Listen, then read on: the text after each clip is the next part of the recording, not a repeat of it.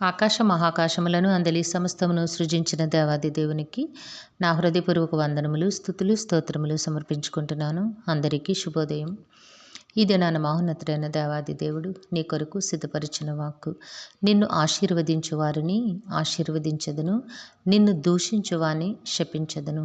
భూమి యొక్క సమస్త వంశములు నీ యందు ఆశీర్వదించబడునని అబ్రహాముతో అనగా దేవుని నామమునకు మహిమ కలుగునగాక. ఈ మాటలు ఆదికాండము 12వ అధ్యాయము 3వ వచనములో వ్రాయబడి ఉన్నవండి. ప్రియమైన నేస్తమా, ఈ దేవాది దేవుడి దినాన నీకు చక్కటి భరోసా ఇస్తూ ఉన్నారు. ఏమిటి అనగా, నిన్నెంతటి ఆశీర్వాదమునకు దేవుడు కారకునిగా చేసి ఉన్నారో నీవు యోచించితివా? నీకిస్తున్న ఆ ఉన్నతమైన దీవెన ఏమిటి అనగా, నిన్నెవరైతే ఆశీర్వదిస్తారో వారిని నేను ఆశీర్వదిస్తాను, నిన్ను దూషించు వానిని నేను శపిస్తాను.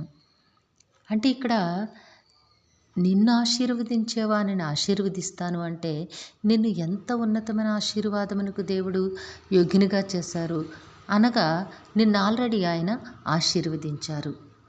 ఎంతో ఉన్నతమైన ఆయన కృపకు నిన్ను యోగ్యునిగా చేసి, ఆయన వాత్సల్యతకు నిన్ను అర్హునిగా చేసి జీవింపచేస్తూ ఉన్నారు.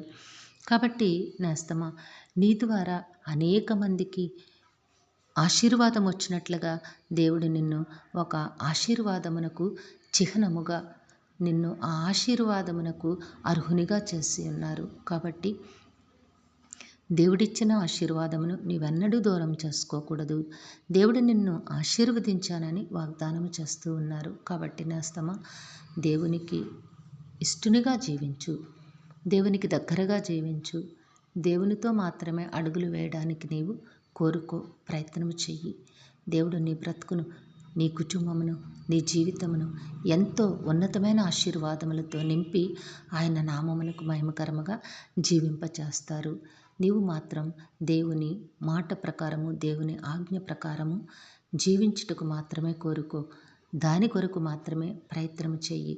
నీవు దేవుని ఇష్టతను నీ బ్రతుకులో నెరవేర్చుకోగలిగినట్లయితే దేవుని ఆశీర్వాదములన్నీ కూడా నీవు తప్పక పొందుకుంటావు. అట్టి యోగ్యతను దేవుడు నీకు తప్పక అనుగ్రహిస్తారు. దేవుడు నిన్ను దీవించి ఆశీర్వదించునుగాక. ప్రార్థన చేసుకుందామండి. సింహాసనాసనుడైన తండ్రి, మీ ఘనమైన నామమునకు వందనములు. మీ బిడ్డకు మీరు ఇచ్చిన వాక్కును బట్టి స్తుతులు సమర్పించుకుంటున్నాం రాజా. నాయన, మీ బిడ్డతో మాట్లాడిన రీతిని బట్టి వందనములు. మీ బిడ్డని నాయన మీరు సిద్ధపరిచిన ప్రతి ఆశీర్వాదమునకు వారసునిగా చేసి మీ కృపలో జీవింపచేయండి. ఈ దినము పుట్టినరోజు, వివాహ దిన మహోత్సవములు జరుపుకొంచిన బిడ్డలందరికీ మీ ఆశీస్సులు, దీర్ఘాయుష్ను అనుగ్రహించి మీ కృపలో నడిపించండి నాయన. మా ప్రియులందరినీ జ్ఞాపకం చేసుకోండి తండ్రి. వారందరి కుటుంబముల్లో నాయన అందరికీ కావలసిన ఆయురారోగ్యము, పరిపూర్ణమైన రక్షణ, దీర్ఘాయుష్య నెమ్మదిని ప్రసాదించి మీ శాంతి సమాధానంతో జీవింపచేయండి. వారు చేస్తున్న పనిపాట్లలో, ఉద్యోగ విధులలో, వ్యాపారములలో మీ వాత్సల్యతను అనుగ్రహించి నాయన వారి కష్టమునకు అనేక రెట్లు ఫలములు దయచేయమని వేడుకుంటూ ఉన్నాం తండ్రి.